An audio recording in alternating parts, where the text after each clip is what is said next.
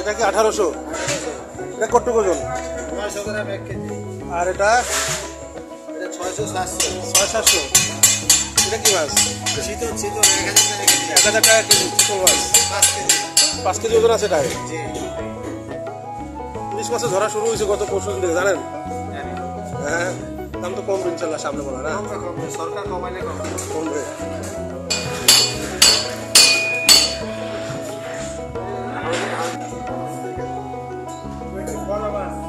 24 hours জ্যান্ত মাছ।